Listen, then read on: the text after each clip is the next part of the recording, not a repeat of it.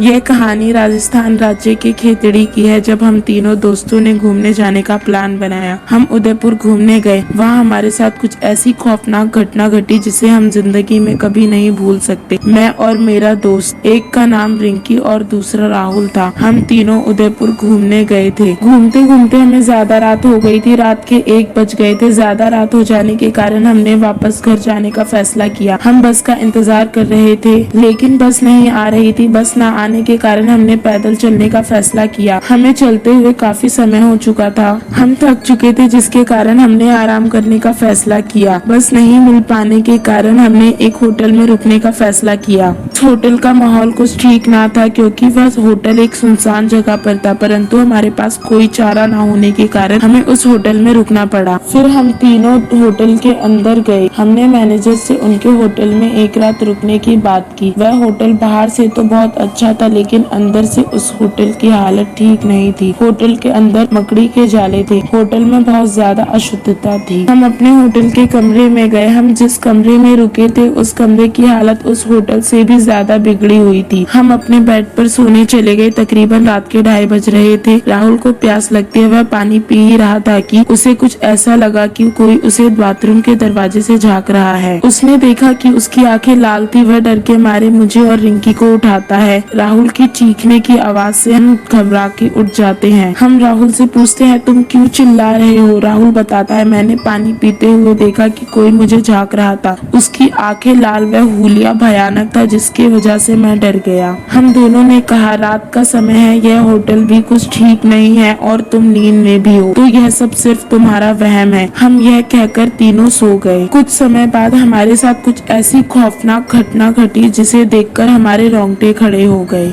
हमने देखा कि दरवाजे के पास एक भयानक सा चेहरा। यह सब देखकर हम तीनों डर गए। उसी वक्त लाइट भी बंद चालू होने लगी।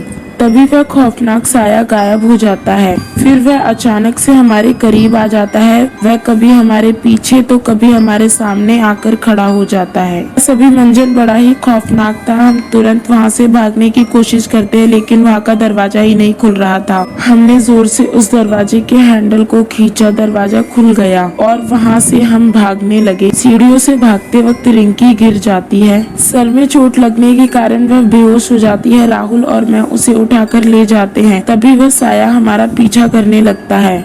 हम जैसे तैसे करते वहां से बाहर निकल जाते हैं और वह खौफनाक साया हमें होटल के दरवाजे से देख रहा था।